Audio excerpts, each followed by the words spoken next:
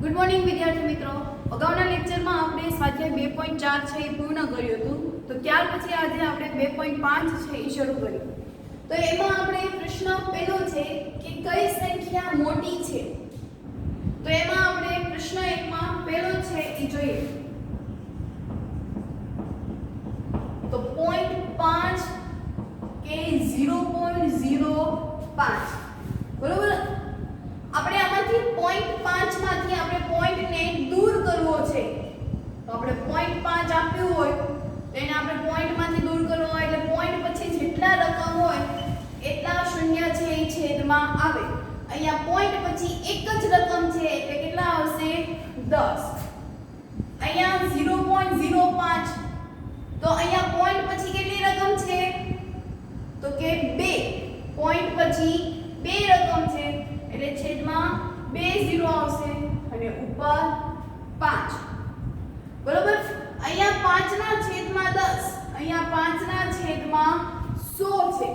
તો હવે આમાં જુઓ આ 10 અને 100 ઈ બંનેમાંથી આપણે મોટું છે એ જોવાનું હોય તો આમાં કયા આવશે તો કે 5 ના છેદમાં 10. તો ઈ સંખ્યા છે એ મોટી થઈ અને 5 ના છેદમાં 10 એટલે શું હતું તો કે 0.5. બરાબર. ઈ પછી જો આપણે બીજી કોઈ રીત શીખવી હોય તો અહીંયા 0.5 છે તો 0.50 એવું લખી શકું. 50 500 5000 કારણ કે પોઈન્ટ પછી 0 ની કોઈ કિંમત હોતી નથી. એમાં તમે એક 0 લગાવો, બે 0 લગાવો કે બીજા 3 0 લગાવો તોય આની કિંમત છે કઈ રહે તો કે 0.5. બરાબર. અને એના પછી 0.05 તો હવે આની પછી તે ગમે એટલા 0 લાગે પણ અહીંયા 0.05 અહીંયા 0.5 એટલે ઈ શું થઈ ગયું 1/2. 1 ના અડધા શું થાય દોઢ એટલે એને શું કહેવાય તો કે 0.5. અહીંયા આનું પણ અડધું થયું, અડધાનું પણ અડધું થયું તો એમાંથી મોટું કોણ થઈ જશે તો કે 0.5. એના પછી બીજો દાખલો તો કે 0.7 કે 0.5. તો આમાંથી તો પહેલેથી જ ખ્યાલ આવે છે કે 0.7 અને 0.5 માંથી કોણ મોટું થાય તો કે 0.7. એટલે 0.1 0.2 0.3 એવી રીતે ક્યાં સુધી જવાનું 0.7 સુધી. તો 0.7 જ મોટું થશે. એના પછી ત્રીજો તો 7 કે 0.7. હવે આપણે સંખ્યા રેખા દોરી હોય તો અહીંયા 0 અહીંયા 1 એવી રીતે આગળ જતા 7 આવશે. સંખ્યા રેખા ઉપર દર્શાવીએ તો આ 7 થઈ ગયું, આ 0.7 એટલે કે પૂરું એક પણ નથી. 0 પછી તે 10 ખાના છે આવતા હોય છે તો એમાંનું એક 0.7 હોય છે. 0.1 0.2 0.3 0.4 0.5 0.6 0.7 0.8 0.9 અને પછી 1 બને છે. તો આ ઈ 1 કરતા પણ નાનું થયું. તો આમાં તો આપણે એવું કીધું છે 7 કે 0.7 તો એ બંનેમાંથી કોણ મોટું તો કે 7. એના પછી 1.37 કે 1.49. તો આમાંથી ખ્યાલ આવે કે અહીંયા 1.37 છે, અહીંયા 1.49 છે. તો 37 અને 49 માંથી કોણ મોટું તો કે 49. તો 1.49 છે ઈ મોટું થયું. એના પછી 2.03 2.03 કે 2.30. આ 0.3 એટલે 3 0.3 એટલે એની કિંમત શું થશે 2.01 02 03 ઈ અને અહીંયા થઈ ગયું 2.30. તો ઈ આપણે 2.30 સુધી જવાનું છે. તો એનો જવાબ કયો આવશે 2.30. ખ્યાલ આવ્યો. અહીંયા 2 ની લાઈન છે સંખ્યા રેખામાં તો 2 પછી 2.01 2.02 2.03 એવી રીતે ક્યાં સુધી જવાનું તો 2.30 સુધી 2.29 2.30 તો અહીંયા તો આવી ગયું 2.3 અને આગળ આવશે 2.30 તો આ બેમાંથી 2.30 જ તે મોટું થશે એના પછી 0.8 કે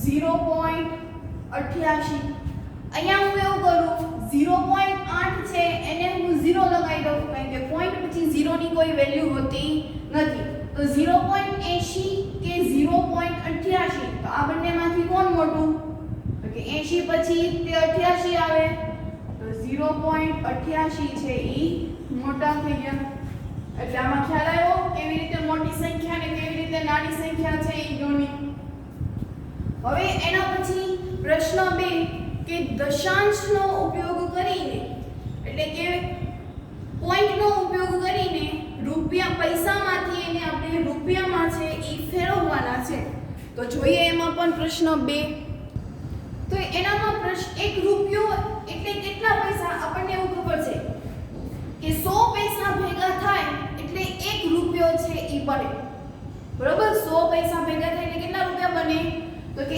1 રૂપિયો તો આપણે લખી શકાય 1 રૂપિયા બરાબર 100 પૈસા તો એક આ યાદ રાખવાનું છે આપણે બરાબર બધાને શેમાં ફેરવવાના છે તો કે રૂપિયામાં તો આપણને પૈસામાં આપ્યું છે તો ત્રિરાશી મૂકશું આપણે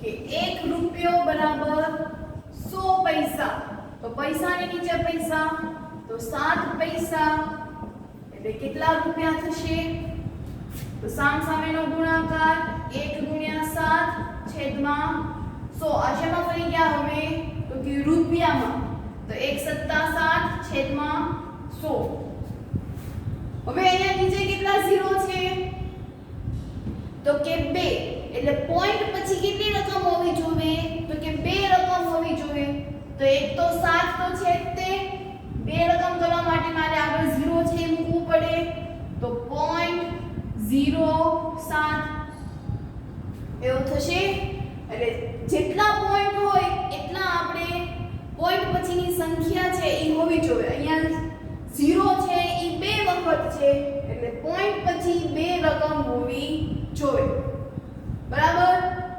એના પછીનો બીજો દાખલો 7 રૂપિયા 7 પૈસા તો એક આપણને રૂપિયામાં આપ્યું છે એક પૈસામાં આપ્યું છે તો જે આપણને પૈસામાં છે તો એને રૂપિયામાં ફેરવીએ તો કે 1 રૂપિયો બરાબર 100 પૈસા તો 7 પૈસા હોય ત્યારે કેટલા રૂપિયા થાય ત્રિરાશી 1 * 7 છેદમાં 100 7 * 7 ના છેદમાં 100 અહીંયા પણ જુઓ 2 0 ભેગા થયા 2 0 ભેગા થઈ ગયા એટલે 0 પોઈન્ટ પછી 2 રકમ હોવી જોઈએ એટલે 0.7 અહીંયા 7 એટલે એક જ છે એટલે જો 7 પછી 73 આવતું હોય કે કોઈ બીજી સંખ્યા આવતી હોય તો આગળ 0 મૂકવાની કઈ જરૂર નથી કારણ કે પોઈન્ટ પછી તો સીધા બે આંકડા તો થઈ જ જાય જ્યારે બે આંકડા ન થતા હોય ત્યારે આપણે આગળ છે 0 મૂકવાનું ખાસ યાદ રાખજો ન થતા હોય ત્યારે આગળ 0 છે મૂકવાનું છે હવે આ શેમાં ફરી ગયા તો કે રૂપિયામાં તો આપણને આપ્યું છે 7 રૂપિયા 7 પૈસા હવે એને રૂપિયામાં ફેરવી નાખ્યા તો બંનેનો શું કરી નાખવાનું હવે તો કે સરવાળો તો 7 રૂપિયા વત્તા 0.07 રૂપિયા ટોટલ થઈ ગયો 7.07 રૂપિયા પોઈન્ટ વાળા સરવાળો કે બાદબાકી છે એ આવડવા જોઈએ ન આવડતો હોય તો ફરી એક વખત કે 7 પછી હું 0 0 લખી શકું પોઈન્ટ પછી લખ્યા છે પોઈન્ટ પહેલા લખ્યા નથી પોઈન્ટ પહેલા હોય આવી રીતે તો એની વેલ્યુ છે 700 થઈ જાય મેં પોઈન્ટ પછી 0 છે એ લગાવ્યા છે તો 7.00 પછી તો કે 0 પોઈન્ટની નીચે પોઈન્ટ પછી રકમ તો 7 0 પોઈન્ટની નીચે નીચે પોઈન્ટ 7 વત્તા 0 એટલે 7. શું જવાબ આવ્યો? 7.7 રૂપિયા. બરાબર. એના પછી 77 રૂપિયા અને 77 પૈસા, તો ઈ પણ એવી જ રીતે કરવાનું છે.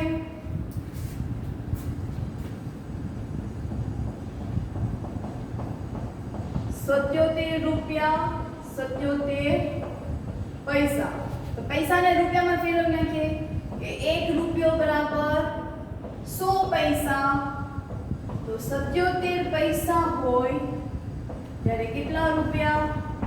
તો 1 ગુણ્યા 77 છેદમાં 100. તો 77 ના છેદમાં 100 એવું થશે. અહીંયા પોઈન્ટ ઉપર બે રકમ છે એટલે પોઈન્ટ પછી કેટલી રકમ હોવી જોઈએ? તો કે 2.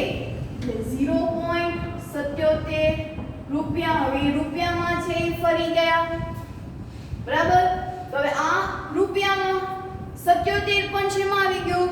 રૂપિયામાં. એટલે બંનેનો શું કરવો પડશે? તો કે સરવાળો. તો 77.00 લખી શકું? તો કે હા. વત્તા 77 પૈસાનો જવાબ આવ્યો 0.77 રૂપિયા. ખાસ યાદ રાખો અહીંયા બે 0 હતા એટલે ઉપર પણ બે સંખ્યા છે એટલે આગળ 0 મૂકવાની કઈ જરૂર નથી. બંનેનો સરવાળો કરીએ તો 77.00 વત્તા પોઈન્ટની નીચે પોઈન્ટ 77. અહીંયા 0 નતા એટલે આપણે મૂકી દીધા. સરવાળો કરીએ તો 77.77. જવાબ કેટલો આવશે? 77.77 રૂપિયા. બરાબર. એટલે પોઈન્ટ કાપતા ખાસ યાદ રાખજો, બે 0 હોય તો બે પોઈન્ટ કાપવાના, એક 0 હોય તો પોઈન્ટ પછી એક જ સંખ્યા છે ઈ આપવી જોઈએ.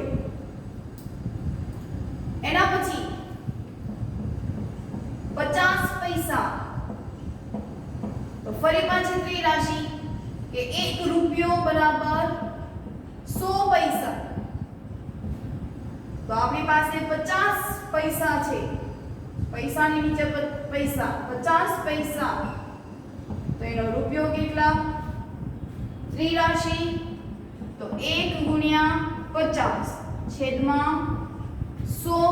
ચલો આ 0 0 છે ઈ કેન્સલ. હા. 5 એકા 5, 5 દુ 10. શું જવાબ આવ્યો? તો કે 1 ગુણ્યા 1 એટલે 1 છેદમાં 2 રૂપિયા. એટલે 1 ના છેદમાં 2 એટલે આપણે કીધું અડધો 0.5 રૂપિયા.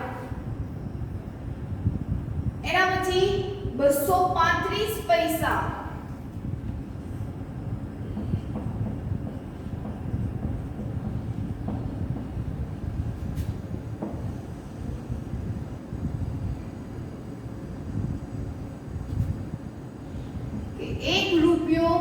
બરાબર 100 પૈસા.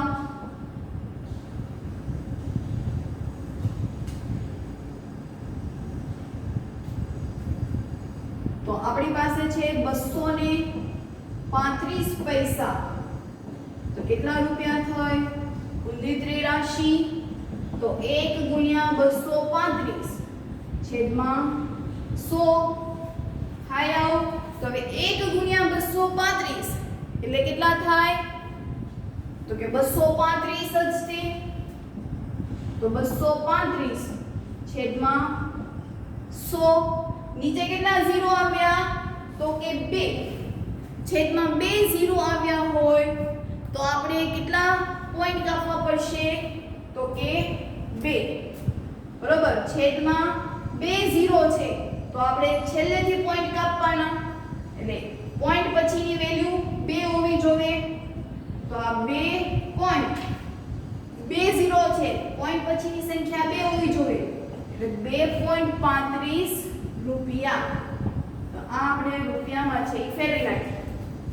અહીંયા પોઈન્ટ પછી બે જ રકમ છે જો 3 અને 5. બરોબર. એટલે 2.35. તો હવે એના પછીનો પ્રશ્ન 3 છે ઈ જોઈએ. એના પછી પ્રશ્ન 3 તો કે 5 સેન્ટીમીટર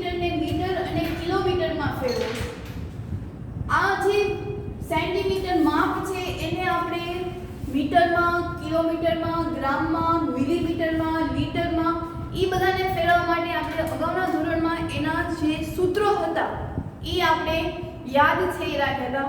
ફરી એક વખત છે હું તમને અહીંયા કહી દઉં તો કે 1 મીટર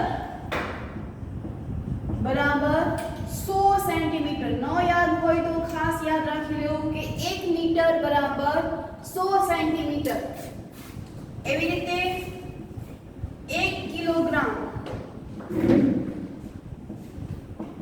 બરાબર 1000 ગ્રામ બરાબર. 1 મિલીમીટર બરાબર 100 સેન્ટીમીટર 10 સેન્ટીમીટર. 1 મિલીમીટર બરાબર 10 સેન્ટીમીટર. અહીંયા 10 મિલીમીટર બરાબર 1 સેન્ટીમીટર છે એવું થશે બરાબર. તો આના આધારે આપણે ફેરવવાના છે. અહીંયા આપણને 5 સેન્ટીમીટર કીધું છે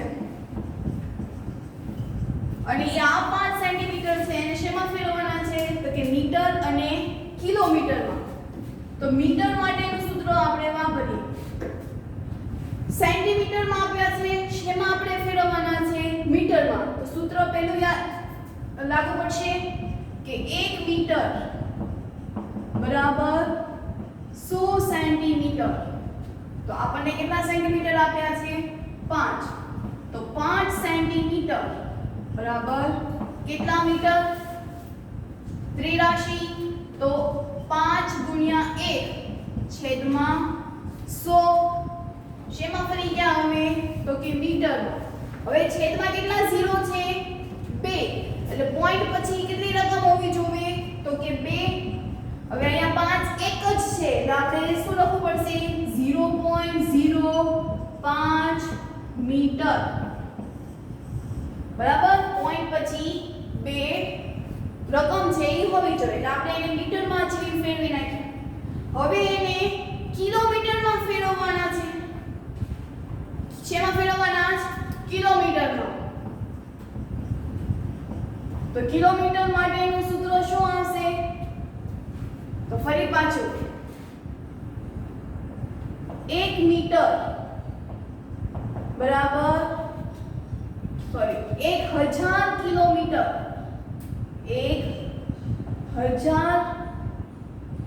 1000 મીટર એમ લખીએ 1000 મીટર બરાબર 1 કિલોમીટર. 1000 મીટર બરાબર 1 કિલોમીટર. કિલોમીટરમાં ફેરવીએ તો આપણે એમ લખીએ 1 કિલોમીટર બરાબર 1000 મીટર. હવે આપણી પાસે મીટર કેટલું આવ્યું છે તો કે 0.05. તો મીટરની નીચે મીટર 0.05 મીટર. ત્યારે કેટલા કિલોમીટર ત્રિરાશિ મૂકવી પડશે આવી રીતે.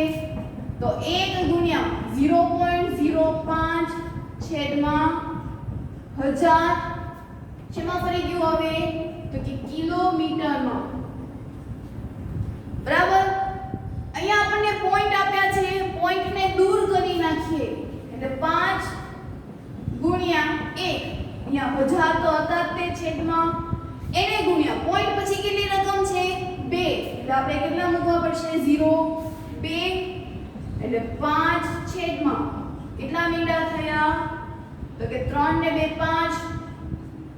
હવે ફરી પાછો પોઈન્ટ છે એ કાપી નાખો તો 1 2 3 4 અને 5 એટલે પોઈન્ટ પછી કેટલી રકમ હોવી જોઈએ તો કે 5 અંકે 5 છે હોવા જોઈએ. પોઈન્ટ પછી 1 2 3 4 અને 5 કિલોમીટર.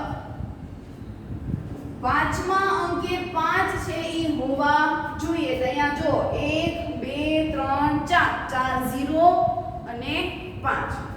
એટલે ખાસ આ યાદ રાખવું કે 1 મીટર બરાબર 100 સેન્ટીમીટર, 1 કિલોગ્રામ બરાબર 1000 ગ્રામ, 10 મિલીમીટર બરાબર 1 સેન્ટીમીટર, 1000 મીટર બરાબર 1000 કિલોમીટર. એટલે ગમે સંખ્યા આપ્યું હોય સેન્ટીમીટરમાંથી મીટરમાં ફેરવવાનું આપ્યું હોય મીટરમાંથી કિલોમીટરમાં ફેરવવામાં આવ્યું હોય કે ડાયરેક્ટ આપણને સેન્ટીમીટરમાંથી કિલોમીટરમાં ફેરવવાનું આપ્યું હોય તો આ બધા જ દાખલાઓના જે સૂત્રો આપણે જે લખ્યા બોર્ડ પર એ બધા યાદ છે એ રાખવાના છે. હવે તો એના પછીનો બીજો દાખલો છે એ જોઈએ, તે પણ આની જેવો જ તે છે. તો જોઈએ એ પણ દાખલો. તો બીજા દાખલામાં પણ આપણને આપ્યું છે 35 મિલીમીટરને સેન્ટીમીટરમાં, મીટરમાં અને કિલોમીટરમાં ફેરવો. એટલે આપણને મિલીમીટરમાં આપ્યું છે, શેમાં ફેરવવાનું છે? સેન્ટીમીટરમાં. એટલે કયું લાગશે આપણને? ત્રીજો નિયમ. તો આપણે કરીએ એ પણ 35 મિલીમીટર આપ્યું હતું, બરાબર. શેમાં ફેરવવાનું છે? સેન્ટીમીટરમાં.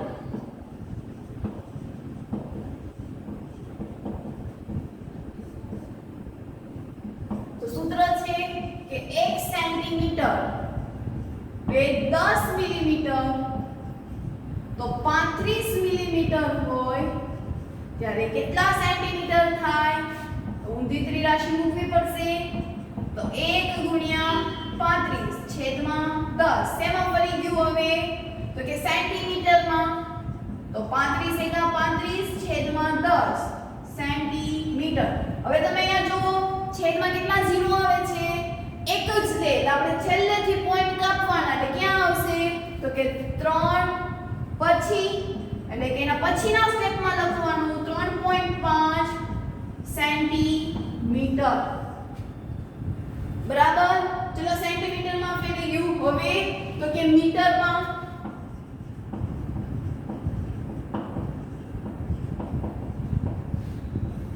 તો 1 મીટર